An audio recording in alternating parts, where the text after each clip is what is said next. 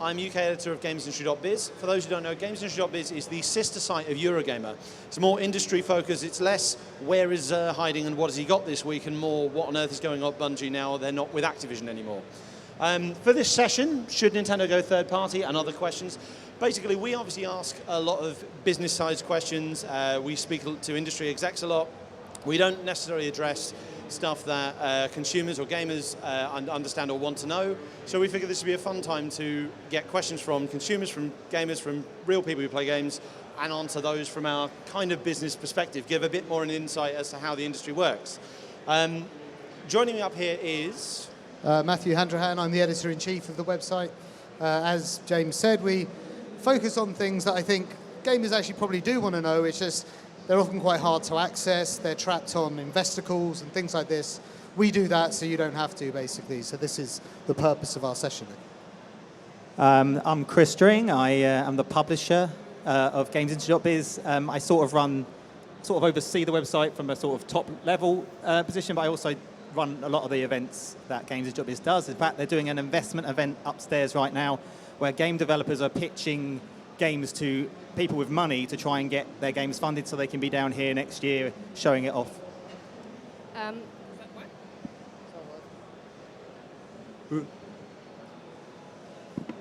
Sorry about that. And I'm Marie D'Alessandri. I'm a journalist on GamesIndustry.biz. I have just joined that publication, but I can write about pretty much everything, from how you manage QA in a video game to how you sell a Nintendo title. So yeah, that's pretty much what I do. I just write. We'll dive into our first question then. Should Nintendo go third party? Should platform holders publish their games on each other's consoles? I'd like to see Gran Turismo on Xbox, says Jenny. Guys, I'm not going to answer first. It's your I think we've actually already seen this start to happen. It's not really so much that should Nintendo go third party. Actually, the company that seems like have most desire to make this happen at the moment is Microsoft, is Xbox, right? You've seen Cuphead, which was first-party game on Xbox. That's now on Switch. You've got Xbox Live features on Switch. Microsoft has made a lot of noise around things like cross-platform play as well. Microsoft is the company that seems to have the least issue with its games being playable by players on other platforms. Generally speaking, this would never happen in the past, right? No one would expect PlayStation to be happy with Xbox, with their games being on Xbox. That could be the one company I feel like that would never ever say yes to this stuff, right? PlayStation seems to be the one that has no interest whatsoever in sharing its audience with anybody. But I wonder how much of that has come out of Xbox being quite undeniably last place this generation. Like, PlayStation has no interest in putting Gran Turismo on Xbox because Gran Turismo is a selling point. Maybe only to like the petrol heads, but it's a selling point. Spider-Man is a selling point. God of War, Uncharted, The Last of Us. Those are games that sell PlayStation 4s, and PlayStation 4 is by far and away the leading console. I wonder if Xbox had been in that position as it was previous generation, if they'd be as comfortable. I think it probably would. Whether or not it would happen this generation, I'm not quite sure. But like, PlayStation is like a huge, huge part of Sony. It's the thing that props up it's all of its financial results. It's the driving force behind the business. Xbox is actually a really small part of Microsoft. People forget that. For like quite a few years, you know, we on like the business side of journalism, we were really unsure about what the future of Xbox would even be, whether Microsoft would persist with it, whether it would get closed down. We're only talking a few years ago now, really. Doesn't seem to be happening. There's been a real show of faith. But I think what you've started to see happen, I think this is what you're seeing with Xbox now. It's not necessarily that we're last place, what do we do about it? It's more Microsoft saying, the way we see our whole business is all of our products and services. So we want everything we do available everywhere. So like you can access like Word on an iPad. That didn't happen up until relatively recently. This is a change in thinking at Microsoft that's now trickling down to Xbox. At least that's how I see it. They see Xbox not as a console in a walled garden, or it doesn't need to be. I think in the future, as time goes on, it's going to be open, more and more open as we go. I think we'll leave the Nintendo is almost a separate question at the moment, but the Xbox PlayStation Microsoft is a services company. They have been their entire life. So they make software, they make services. That's what they do. PlayStation make things. They make Walkmans, they make TVs, they make consoles. So for them, they're a hardware business, and they want to sell consoles, and games help them sell consoles.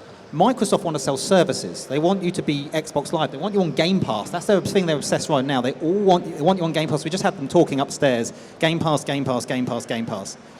Game Pass doesn't have to be on Xbox One. It can be on PC, and it could in theory be on Switch if Nintendo allowed it. It could be on PlayStation. And if PlayStation and Switch allowed that, I'm sure Xbox would be, we'd like to put our games on these platforms. And then xCloud and PlayStation Now as well, in a way, that confuses the conversation even more, because then what is even a console in that space? And what is even exclusive? That does confuse the conversation even more. Absolutely. But I think with Nintendo going third party, which is the other question, it's a little different. So what you're not actually saying, should Nintendo put games on other consoles? Because they already do, they put it on mobile. Is should Nintendo stop making consoles and only put their games on other things? Because there is this belief, and I can understand where it comes from, that if Mario Kart was on PlayStation and Xbox, they'd sell more copies of Mario Kart. And yes, they probably would sell more copies of Mario Kart. Would they sell more copies of Zelda? I'm not so sure, because there's a fan base there. You lose a lot from that. But I think one of the big things with Nintendo, if I particularly pick on Nintendo for a moment, is that platform holders have a different business model to publishers. Publishers need to make money from games. They have to make money from they release a game to make money, whereas platform holders don't always release a game for that reason. So I'll give you my favorite example of this, and it's the best one, is Bayonetta. Now, Bayonetta to Sega isn't a profitable franchise. It isn't worth them releasing Bayonetta. It doesn't make any money. Well, it makes a little bit, but not enough to justify it. To Nintendo, it is a profitable franchise. And the reason why it is to Nintendo is that there's a group of Bayonetta fans who really love Bayonetta, and they buy a Switch or a Wii U to play Bayonetta. And once they've bought a Switch and a Wii U, they might buy Zelda, they might buy Fire Emblem Warriors, they might buy whatever, an extra controller. And suddenly, that Bayonetta customer to Nintendo is worth more money than a Bayonetta customer is to Sega. And that's why Nintendo will do that. And if Nintendo went third party, they wouldn't do Bayonetta. They might not even do Metroid. Metroid's not a very successful franchise. It's okay, it depends on the game, but the biggest selling Metroid game is 1.5 million, and when you think that Mario games periodically, these Zelda's done almost 20 million. When you look at that, you think, would they do Metroid? Does it make sense to their shareholders for them to spend all that time and investment making a Metroid game if they were a third-party publisher? Possibly not, but as a console owner, people will buy Metroid, buy a console for Metroid, and buy the games around it, and that's why. And it's a completely different business. And if you see what happened to Sega, they're a successful business now, but they had a hard time for a while. And you looked at Atari, which is the best example of actually going third party is no evidence that works at all. Actually, it's a good point. I mean, when I started out in games journalism, which is about 10, 12 years ago now, every publisher had a much bigger product slate than they do now. They made a lot more games. I think anyone that's doing third-party publishing now, it's like Chris says, it gets harder to justify a game that sells 2 million copies or 1.5 million copies. I mean, the amount of games that used to come out every single month on kind of console boxed games was far higher than it is now. All of those publishers, Activision, Square Enix, they kind of cut down their portfolios so much because the pressure on them in terms of budgets is just way higher than it's ever been. So if Nintendo did go down that path, you'd probably lose quite a lot of games that you'd otherwise really enjoy. We're in danger of taking up half an hour on that one question. So the whole point of this is it's your questions answered. So does anyone have any questions? We have more here, but does anyone have any questions? We have loads, so it's perfectly fine if not. Nope, that's fine. Okay. John asks, when is Half-Life 3 coming out? Never, right? Well, maybe not never. One of our writers went out to see Valve earlier this year, and they dropped very, very clear hints that not Half-Life 3, but Half-Life is being made for VR, a Half-Life game, a game set in the Half-Life universe. None of this is confirmed, of course, and I don't think we can say that it's Half-Life 3, but they dropped very clear hints that this is in production at the moment. But I think this question, I mean, it's like a perennial question, right? It's constantly being asked by everybody about Valve. But this one it's a good one for us to discuss because this really gets to what we're effectively dealing with here is a business question. Is why isn't Valve making Half-Life 3? Why isn't Valve making Left 4 Dead 3? Why isn't Valve making Team Fortress 3, right? Like, we all love Valve for those specific reasons, and I've long been a believer that Valve just, I mean, forget, you know, how much money it would make. Valve just owes it to its fans to make Half-Life 3. It has the staff, so just do it. Whether that's ever going to happen, I don't know, but I feel like Valve has just turned into a different kind of company now, right? Like, it's not really a game developer in the same way anymore. It makes, as much as anything, it makes platforms, I think. Be that a VR software platform, now VR hardware platforms, or game platforms like Dota, you know, a game that kind of never dies. I think with Valve, though, Valve make the best games in the world, right? And if Half-Life 3 isn't the best game in the world, they don't release it. I bet that game's been worked on tons of times. You know, it's always in development. I bet it's been in development since Half-Life 2. But yeah, it's just one of those things. And the company there's got a flat structure. They can make what they like. And, you know, some people may not want to make Half-Life 3. And that's a problem. If they don't want to make it, if none of the team want to make it, or nobody goes, I'm not making it, you can make it, then after this long, I can't imagine anyone wants to make Half-Life 3. Yeah. You do not want that pressure. Duke Nukem forever, that's it. Yeah. Well, I mean, Half-Life 3 is the kind of game, going back to what we were talking about before, about the pressure on products to perform at market now because of how expensive they are. You could make a version of Dota that worked well enough to put out into the world with far fewer people than you would need to make a Half-Life 3 beginning to end. Half-Life is like an Uncharted, God of War kind of game. For that kind of game, you need a team of 200 people. You need a budget of $150 million or something. And that's something that we get the impression, everything that comes out of Valve suggests that the structure it has, which is all about building consensus across a group of people that have no job titles, that's just an incredibly hard thing to get going at Valve now. Because what you need is effectively to make a game of the kind of Half-Life 3, which is, and which should be said, the kind of game that Valve doesn't make anymore, and that's not a coincidence, I don't think. It's very hard to get that kind of game made because you need buy-in from pretty much every single person at Valve. And one of the notable things about Valve is, we don't know quite how much money it turns over a year, but it's a lot. But they've still only got about 300 employees.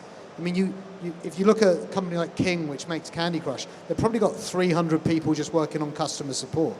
Valve operates Dota, it runs Steam, and it does all of this with about the same number of people as, say, Ubisoft has working on art for a single Assassin's Creed game. How you ever get that into a team that's making Half-Life 3 when you need everyone to agree with each other, so maybe it never ever comes out. Okay, apparently we got that one covered. Marvellous.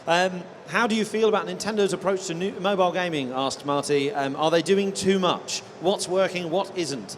Mario Kart is crap. Super Mario Run, one-time payment to unlock. I think she's basically saying like the monetization models there have been inconsistent. Is Mario Kart crap? No, I've actually started to get into it. I've actually started to enjoy it. It's, for a mobile version of Mario Kart, it's surprisingly playable. It's not that bad. I hated it to begin with. I despised it, but I've grown to not despise it. I tried the tutorial race. I then sulked for a week because Mario Kart is the one game I'm good at, and this had ruined that for me. And then I got back into it. It's like, oh, okay, no, I get this now. Nintendo is struggling with mobile, and I think it's partly because they loot boxes, microtransactions. It's not Nintendo don't like that. You can tell they don't like that. That's why they did with Super Mario Run this free game that you can pay a fine, which I thought was a great business model, but nobody downloaded it. So nobody paid it. And it was, I say nobody, but it was significantly below their expectations. So they're sort of forcing into trying these microtransaction techniques. And it's not, Nintendo are all about family. They're all about the positive. They don't want to be caught up in articles about my kids spent £1 million on Mario Kart. They don't want that story. That's not Nintendo. That's why they're like their friend code stuff's so archaic. Right? They almost don't want the children gamers of their games playing with angry people online. So why do they make mobile games at all then? I think because.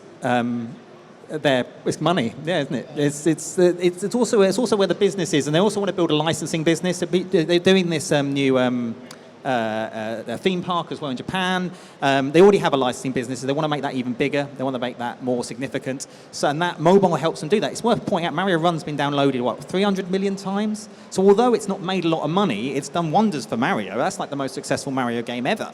And Mario Kart Tour, Mario Kart 8 Deluxe is always in the charts. It's a permanent success. Bringing it on mobile makes complete sense. It's going to be a huge success for them. But and it will reach an audience. So even if Nintendo don't make money from these games, and they do from all of them, I think. But if they don't make what they necessarily want to, it's such a wonderful thing for their brand and for their characters to get out there in front of an audience that's mainstream. Nintendo created the Wii and the DS to unlock the next, gamers who are young. They did it. They went, right, we want to, or people that don't play games, mums, dads, everyone who don't. Let's get everyone playing Wii Sports, and then iPhone came out and did it for them. They don't need to do it anymore, and they don't do it anymore, and that's why they've sort of partnered with these companies, because they still want to widen that audience, and they believe that they're the second console. If you're a mobile gamer, you started off on Angry Birds, your next console should be a Nintendo console, and then it might stay there, but you might move on to PlayStation, you might move on to Xbox, you might move on to more advanced Nintendo games. They want to be that tool. So the idea is you get Mario Run, you get Mario Kart Tour, you love it, and you think, you know what, I'm going to get a Switch and get Deluxe. And then you get Switch and Deluxe, and then you're a gamer. And I think that's what they want to do. That does work for some companies. I spoke to the developers behind PES, or eFootball PES as it's now. And the PES Mobile is absolutely huge. And they say they do see people who play PES Mobile and then move on to the console version. I did see someone excitedly pointing that, yeah, go, hang on. Thank you. Another question about Nintendo, actually. I was just thinking, regarding the Wii U, they ported some, very big games like Breath of the Wild and Mario Kart, for example, Mario Kart 8, to the Switch. But there are so many more games that were not played by so many people because the Wii U performed so badly. Just asking, why doesn't Nintendo port more games from the Wii U to the Switch? For example, what I would really like to see is Mario 3D World, because that is really underappreciated because many people didn't get to play it because the Wii U didn't sell well. So why haven't Nintendo ported more Wii U games, including Super Mario 3D World? And I'm going to very awkwardly come behind you here. That doesn't look wrong at all. Why are not more Wii U games being ported into Switch? For example, Super Mario 3D World. I'm still waiting for Twilight Princess HD and Wind Waker HD. I'm surprised they've done Captain Toad Treasure Tracker ahead of that. Well, I feel like we're probably going to see. I mean, Chris is your man. Chris, you're like the doyen of all things Nintendo. So Nintendo when Nintendo release a new console, they release their big games very early on. They often do it. They didn't do it with the Wii U. They did barely release anything on the Wii U. But they released their early on, and New Super Mario Bros. U, and that's about it. And then Nintendo tend to peak very quickly, and then their consoles fade away. It happens a lot. It happened with the GameCube, for instance. They have a couple of big games afterwards, but it tends to be at Christmas. What the Wii U has allowed them to do, which is a wonderful privilege they've got this generation, is to plug the holes in that release schedule. So when there's a gap, when their development teams are working on the next thing, they can go, and here's Bayonetta, and here's New Super Mario Bros. U, and here's Pokken. Something that fits into the gap, that's a missing genre, something that will bring in a specific gamer or a specific audience. Now, they don't need to do New Super Mario 3D World yet, because they've done Odyssey, and then they did New Super Mario Bros. U, and then they did Super Mario Maker. They don't need to, but they all have that in backup. They all have that in reserve. When there is a gap in the schedule and a need to get people excited about something, they will probably do it. I'm with James. I want the HD Zelda games. Super Mario 3D World would be amazing. There aren't actually that many left. They have gone through quite a lot. But interestingly, they then have to counter the other argument from everyone going, they only do Wii U ports. Why don't they do new games? And they sort of just, it's all about the flow of the release schedule. They could release them all tomorrow, but then what would they release later on? Yeah, so because the other thing to remember is Nintendo really didn't. So how successful the Switch was, I think, surprised even Nintendo. And so I think that there's there's a far larger audience there than they expected there to be. And one of the things that's kept that going, as Chris said, is having a steady flow of product. And they've actually, companies work quite far in advance. So they've obviously got that going. And I think you're probably going to see it because there's plenty of people there hungry for their products in a way that there never was on the Wii U. And I can understand why they might not have had any of that planned right out of the gate. But I think you're now at the point in the life cycle where this is kind of like the next wave of thinking about product strategy for them. And what they really need, what's done them so many favors so far, is making sure they've got a big game coming out every 6 to 8 weeks, just so there's always a reason to carry on. Well, case in point, they've just released Zelda Link's Awakening on Switch, and it coincided with Switch Lite, and it was essentially a launch title for Switch Lite. Had they just put out Twilight Princess Wind Waker HD, even as a double pack for Switch Lite, that wouldn't have got as much interest. That wouldn't have generated as many sales, I would argue. Yeah, but they have done. They did do Link's Awakening's been in the works for ages, right? I mean, that's the thing, and I'm sure they will get round to it. And the Breath of the Wild 2's on the schedule, so they'll have to work out where they're going to put those, and when Odyssey 2 is going to land, where they'll be thinking about it. Any other questions, or I've got more here? No? Okay. How is the retail business coping with the shift to all digital? How do you think they will support the next generation hardware and software? Yeah, I mean, the shift towards downloads... But the short answer is not very well. Not very well at all. I mean, well, case in point, you were looking at charts and like FIFA. FIFA, like, consistent... No, apparently not. FIFA in the last week was 50% digital in the UK. In the launch week in the UK, FIFA was 50% digital. Now, FIFA is consistently one of the biggest sellers at physical retail. It's one of the only games that people actually go into a store and pick up a box for. And it is played by a very sort of mainstream kind of consumer, people whose habits don't change necessarily that quickly. But when you're now at a very clear tipping point where I don't know how quickly it plays out from here, but I imagine there'll be a retail market for FIFA specifically for quite a long time. But so I follow I'm a bit boring. I love data and I love charts. And the games market in the UK this year is about 15% down physical sales. That's software. PlayStation 4 hardware sales are down 40% this year. It's normal. We're at the end of a console cycle. You get that. Xbox One sales are down 35%.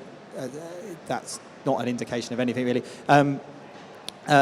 Switch is up, obviously, but overall, it's a really hard year for the games market.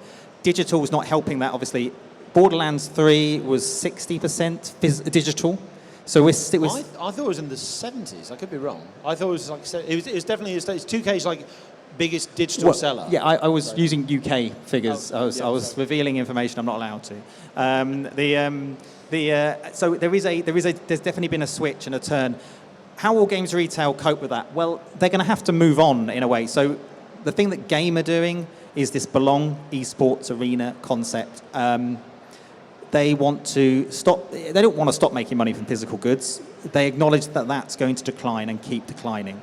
So their objective, and they admit it. They're not pretending it's not going to. They know that. So their objective is now to turn their stores into places where you experience games, esports arenas. They call them arenas. They're more like areas. But you go there, you play games, you pay to play games. You get your mates, you do a stag do, you do a birthday party, whatever. It's an interesting model. It's not going to make them. The question is whether or not that's going to generate enough revenue to offset declines at physical, and I don't know the answer to that. And I hope it does. I mean, it's a lot of people start off in games retail, and I actually hope games retail survives. There'll always be physical goods. I absolutely believe that there'll always be physical goods. I don't know if there's always going to be specialist retail on the high street. I think if there is, it will have to change. It is trying to change. But digital is overtaking physical. I think it's more convenient. It will plateau. It plateaued in music. It got to a point and it just went, this is how big the market is. It's still a multi-billion-dollar business. There's still money to be made from it. You've got these companies cropping up all the time doing indie games in boxes. So so how's it going to cope? Probably quite badly. It's just got to kind of crawl through to next Christmas. Because once next Christmas arrives when we've got PlayStation 5 and Project Scarlet, Xbox 2, whatever the hell they call it, like that at least should give it a bit of a shot in the arm. This Christmas is atrocious for This game Christmas is releases. really bad, yeah. They're really missing some big hitters. There's no big Ubisoft title, unless you count Ghost Recon, which I don't. There's no Bethesda game. There's not always, but there's actually no Bethesda game at all this year. There's no Rockstar. There's not always either, but there's no Square Enix game. It's a really tough Christmas. There's no like EA military shooter. No, there's the Jedi game, but it's not as they don't expect it to be as big. It's a really tough Christmas for the retail and next year, Q1 next year, H1 next year, Avengers and Final Fantasy VII and Watch Dogs Legion and Cyberpunk, amazing, right?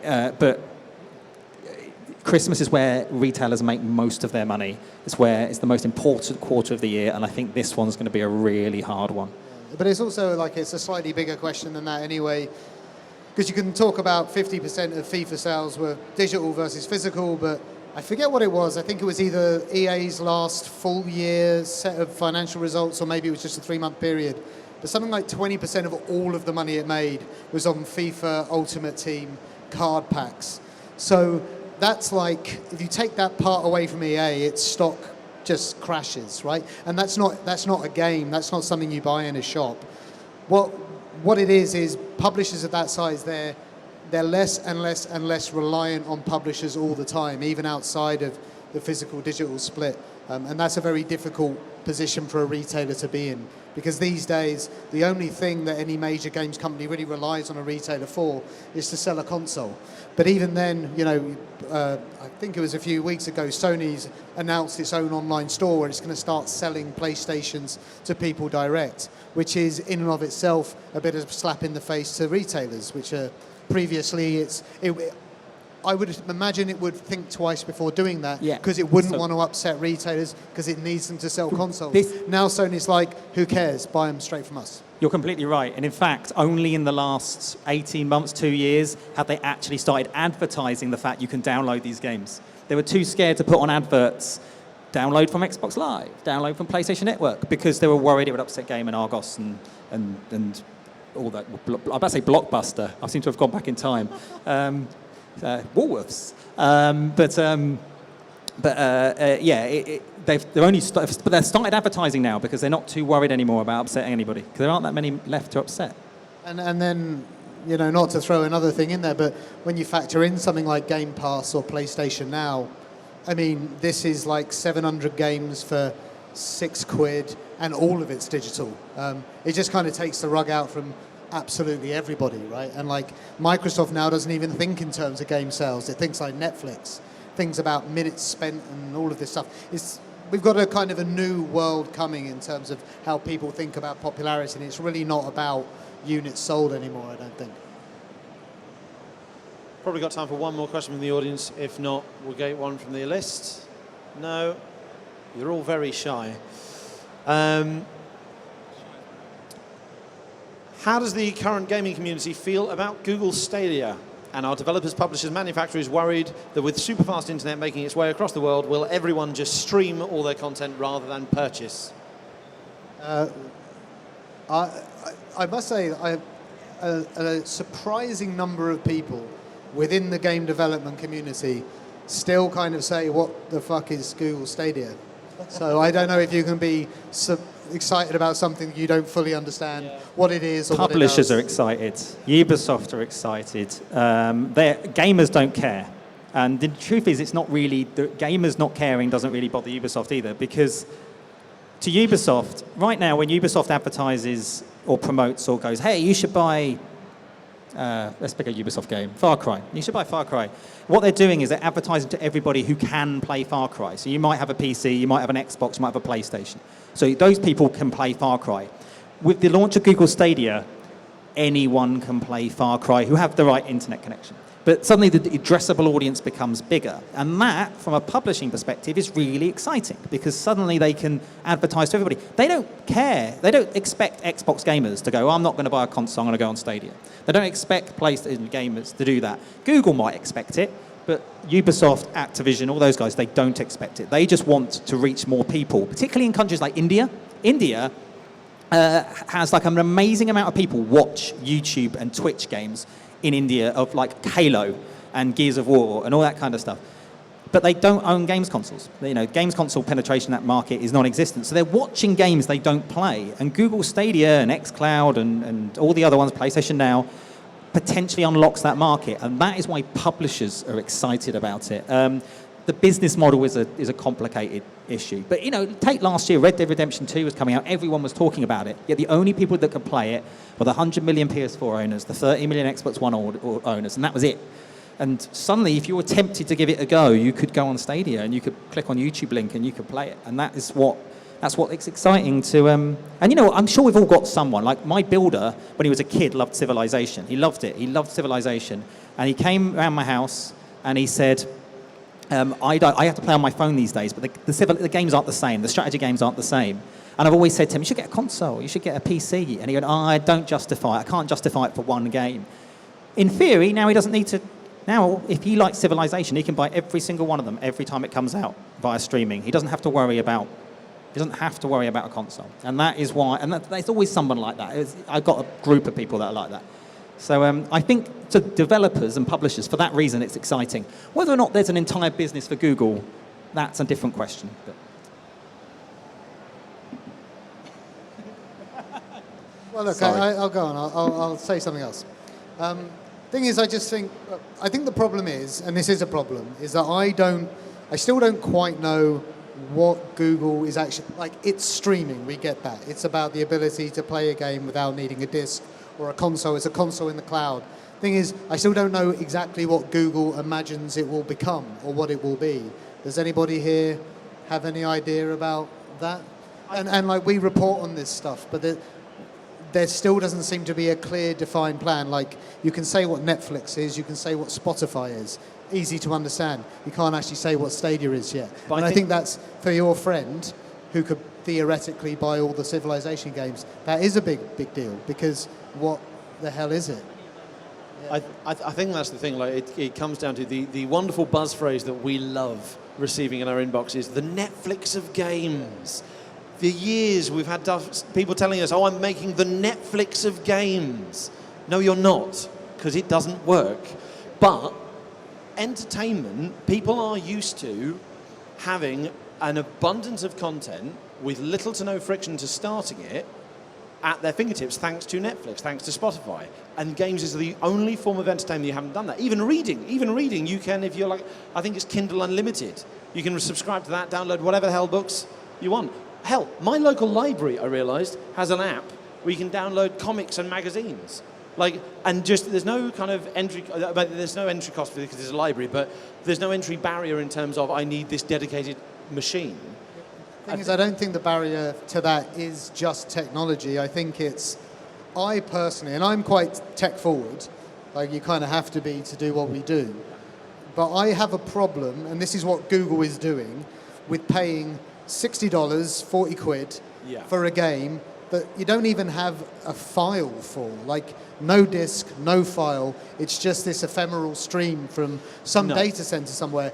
That shouldn't cost the same amount of money as a box game, and yet that is the offer that Google is coming out of the gate with. And I think and also you have to pay a subscription fee on top of that. And I think, well, sure. But what I'm saying is, I think actually the barrier for a lot of people that actually play games is going to be, why should I actually do this? When we've only just got used to the idea of downloading a game rather than buying a box, why would you then forfeit just even having a file on your hard drive so you can play it offline? I don't think we're there yet. I can't imagine there are many mobile users who are like, I'd really like to play Assassin's Creed Odyssey on my tiny little smartphone. But then I guess for me then, perhaps more promising is the Xbox, Project xCloud and Xbox Game Pass. You've got a subscription, you've got a massive library of games, and then you can play it on across all devices, including your Xbox console. Like, maybe that's the end. The business model of Stadia, I grant you, is weird. Why am I paying 60 quid for something that doesn't exist? But I think that's what it's going to become. I think the logical endpoint for pretty much all digital business models is some sort of, well, certainly a reduced price, but if you're going to do streaming, I think catalog makes a lot of sense. It's what people associate with all of the popular streaming services out there. I don't think games can be anything different. I think Microsoft kind of recognizes that, PlayStation recognizes that, and it's whether or not what exactly Google's thinking is right now that's kind of different from the way Sony and Microsoft see it. If Nintendo tomorrow did a streaming service, play all Nintendo games for 10 quid a month or whatever, I'd get that. You get that? I get that. I think you'd pay a lot more than 10 quid a month for that, Chris. Okay, similar question we got then was, are we ready to stream games off the internet? Because as much as previous person said, oh, super fast internet is making its way across the world. Yeah, but to very specific parts of the world. Well, I mean, So- where are the majority of the people that own a PS4 and an Xbox and so on? They're in very specific parts of the world with high internet speeds. I think there's a big enough market for it to be a success in these places. What I will say is I lived in Berlin for a few years. The internet speed in Berlin is not high enough for this stuff. The internet speed is high enough in, say, Romania.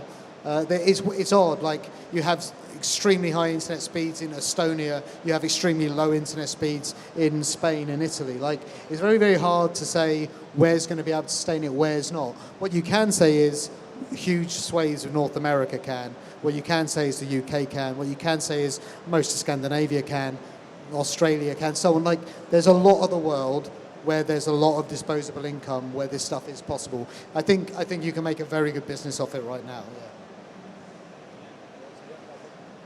You're all answering these questions far too good, far too well.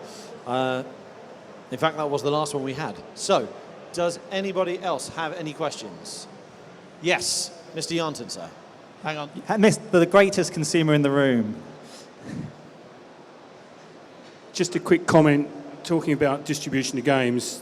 If you look at a lot of the games now, the ones making the most money are in the freemium model compared to what traditional publishers and console makers are charging. How do you think that all fit together? So, I'm not entirely sure I understood the question. So, how will the business model... Yeah, freemium games are making all the money. Right.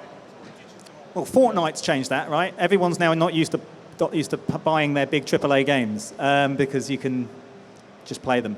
I mean, I can only give my view on it. I mean, obviously, free-to-play is getting bigger, but premium is also going up, not as much. And it's just that I think it comes down to the experience and what the developers want to create, right? I mean, if you're making a multiplayer game, I think everyone's like leaning towards you have to make it free in some regard. Like if, I don't mean local multiplayer, I mean online multiplayer. And you're even seeing that, like I do expect there to be a free Call of Duty Battle Royale thing coming up soon. I do expect there to be a version of that. But where did you hear that, Chris? Where did you hear about the free multiplayer Battle Royale Call of Duty? No comment.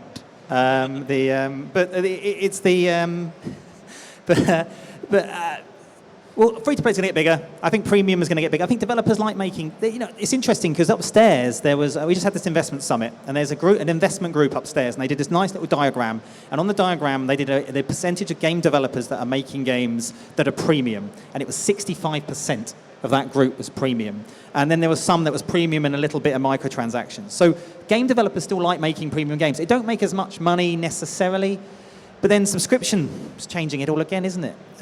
Because... now you can, that's another way of experiencing solitary single-player experiences. I think it also depends on how the industry changes in terms of how people can monetize their games. So yeah, Fortnite's doing brilliantly because it's got the cosmetics and loot boxes and all like that. But loot boxes, for example, have come under, it doesn't have loot boxes, so sorry. No, it has cosmetic, you can tell how much I play Fortnite. I have played Fortnite for 20 minutes, I sucked, I did not play it again. Fortnite does not have loot boxes, but a lot of games do. There are so many games both on mobile and on console now that have these randomized mechanics. This has come under a lot of scrutiny in the last 2 years, particularly kind of since the Battlefront 2 thing kicked off. And we're now on the cusp of, in the UK specifically, of potentially having regulation and laws about how you can monetize your games. If that changes how you can monetize a free-to-play game, which will change whether people do them and how... I think people will continue to do free-to-play games, but depending on what the monetization model is, depends on... You're going down the route that they're going to stop free games. It's going to be over. Yeah, so free-to-play is over. They're definitely not going to stop making free-to-play games. What I think might actually happen, I think when we talk about free-to-play games, it's associated with being nickeled and dimed, right? It's about tiny, tiny little amounts of money death by 1,000 cuts, that kind of idea. But that's actually not the only version of a freemium model that you can imagine. The Battle Pass model is a good one.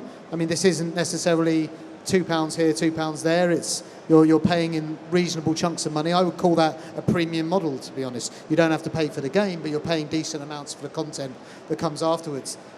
I think Paradox Publishing is a good company to use as an example. They still charge for their games, but Paradox has reported some of its highest ever quarters in terms of revenue, and these have been on quarters where it hasn't released any new games. It's making all of this money off expansion packs, and it's releasing these expansion packs very, very regularly. I went to a convention they hold called PDXCon last year, maybe the year before, and they said that they're not looking at going free to play, but actually if they stopped charging for their games, it wouldn't make that much, charging up front for their games, wouldn't make that much difference to the health of their business, because all of their money comes in mostly after the fact. It comes from expansion packs. Now, this isn't what we normally think of as a free-to-play model, but if you stop charging for Crusader Kings and just charge for the expansion packs, that's fundamentally a freemium model, and that's actually working really well for Paradox. And I don't think it's too much of a leap to see a world where Paradox stops charging for its games and just charges for expansion content. And in the flip side of this, Techland have done it the other way. So they've been updating Dying Light, so much that people are buying the original game over and over again. They're giving the updates for free, and it's causing... They actually made more money from Dying Light in its second year on sale than its first year. Then they made more money in its third year than its second year because they kept updating the game. Everyone was in it. Everyone was sharing it. Word of mouth caused spikes of the original box copy. Or not actually box copy, just the original game. So actually it's the other way. So it works in reverse. People will have... There's the upfront premium costs, and the expansions were free. There's a lot of different business models. We're all experimenting, aren't we, David? But they're all kind of like blending into one, I think, is the point. Like we've always seen it premium free-to-play, sharp divide in the middle. I actually think premium developers have learned a lot from free-to-play, and they're actually making kind of hybrid business models that are much more sustainable for them, the cost of the games and keeping people employed over longer periods of time, less need to like lay off huge numbers of staff as soon as you ship. I think in general, free-to-play could end up becoming a good thing for the industry. It's just getting away from this reputation for charging 10 cents for this, 10 cents for that. You can't play any more of the game if you don't give me money, that kind of thing, you know. So. Okay, I think that is time. Yep, okay, I'm getting the wrapped up sign. We've probably actually gone over, so I apologise. Thank you very much for joining us, and thank you to my team. Thanks for your patience. Cheers. Cheers.